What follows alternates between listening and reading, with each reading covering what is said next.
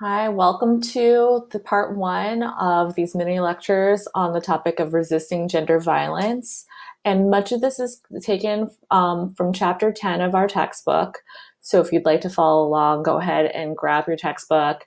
But I have included some additional information to kind of bring up things up to date and also give us more of a global perspective.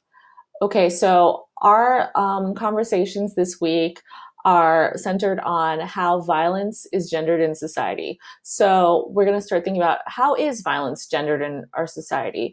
Are violent crimes treated differently in terms of the gender of the victims? Are certain genders more likely to perpetuate violent crimes?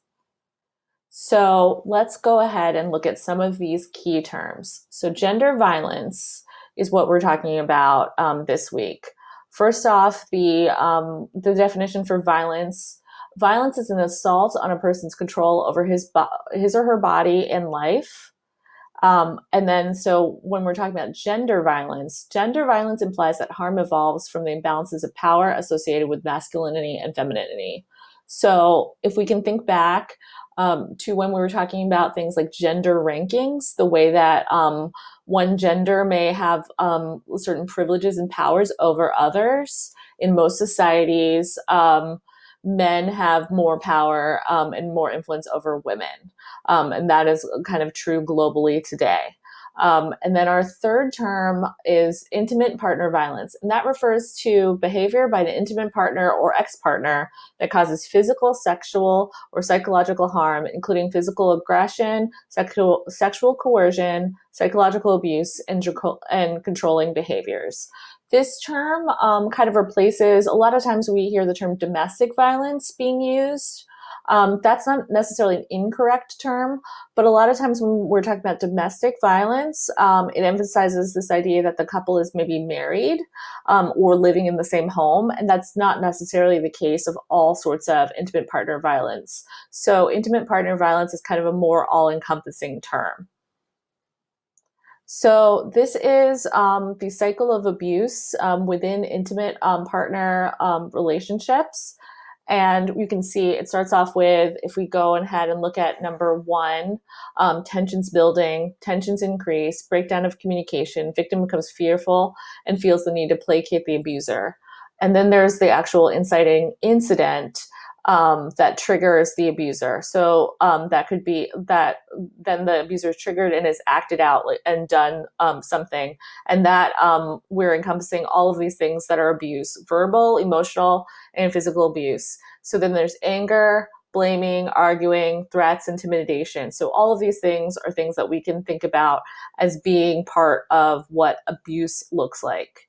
And then there's usually a stage of reconciliation where the abuser apologizes, gives excuses, blames the victim, denies the abuse occurs, or says that it wasn't as bad as the victim claims. And then there is maybe a period of calm after that, where the incident is forgotten, no abuse is taking place. Sometimes this is called as like a honeymoon phase. And then the cycle kind of starts over and over again. So this diagram is pretty useful of looking at the cyclical nature of abuse and how abuse progresses. Okay, and here's more of a global perspective on what gendered violence looks like. I have to make a note and say that, of course, abuse is perpetuated by all of the genders, and men are sufferers of abuse as well.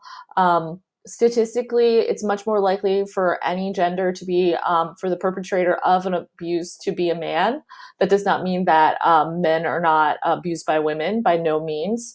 But it also, we also have to kind of think about how men in general are much less likely to report any sort of abuse that is perpetrated against them by any type of person with any gender. So that these things are very, very underreported. It's also thought that abuse of any kind is underreported in the world. So we can start thinking about these, our conceptions of masculinity, when we're thinking about looking at these statistics and how a lot of these might be higher than we imagine. So globally, and these are all facts and figures from the World Health Organization. So globally, about 1 in 3 or 35% of women worldwide have experienced either physical and or sexual intimate partner violence or non-partner sexual violence in their lifetime. Okay, and then almost 1/3 or 30% of women in the world have been in a relationship and reported that they have experienced some form of physical and or sexual violence by their intimate partner in their lifetime. And as many as 38% of murders of women are committed by a male intimate partner, and that's worldwide. And in the United States, these figures are fairly similar. So a woman is much more likely to be murdered in her own home, for example, by someone that she knows, by a man that she knows, than anywhere else. Okay. I also want us to kind of start thinking about the way we depict violence in the media. These are just kind of some things when I was looking at this idea of gendered violence, what that really means, and things that kind of came up to me. I made kind of a small collage about it.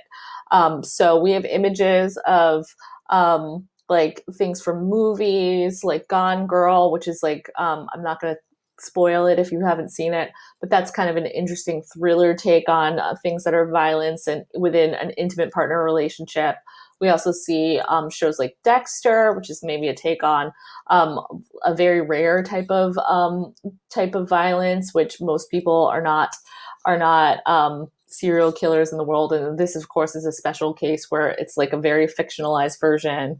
But then also we have Netflix documentary series like Making a Murderer, which is also related to things like podcasts that people tend to like to listen to. Like Your Favorite Murder is a very, very popular one.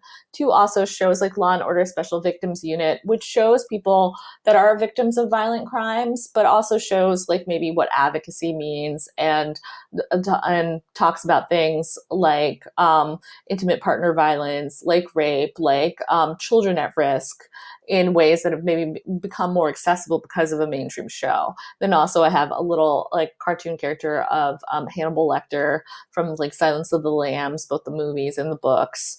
And then finally on the very bottom was just, if you search for things like intimate partner violence, a lot of images like this come up, and I'll put my pointer, a lot of images like this come up, and we can start seeing how we have maybe a conception of who is a victim of intimate partner violence.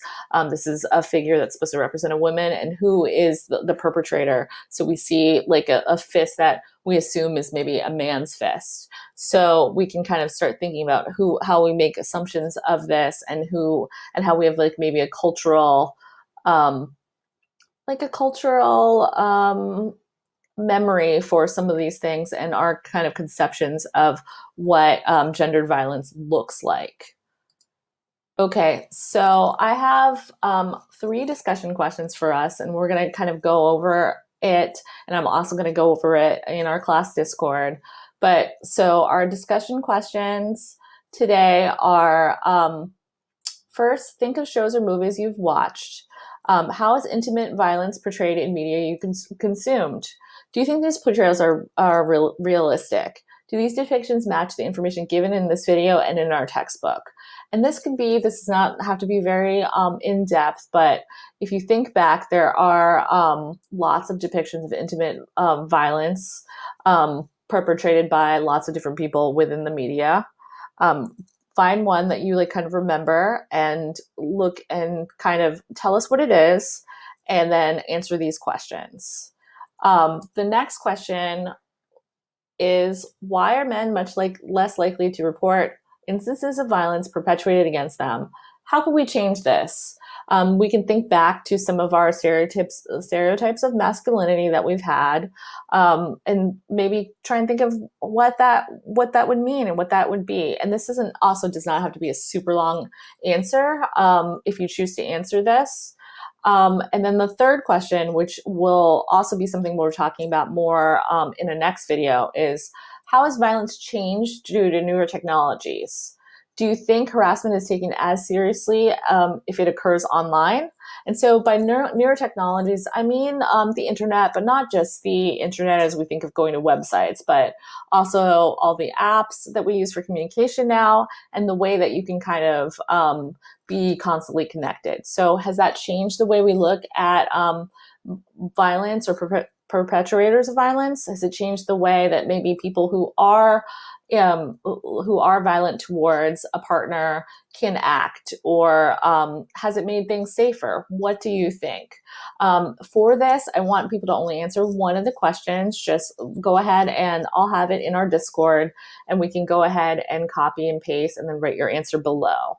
But I'm going to continue on with this discussion in a later video that we can go over on Friday. But I hope everyone's having a good day so far. And I hope that I can help you with anything you need help with. But please let me know.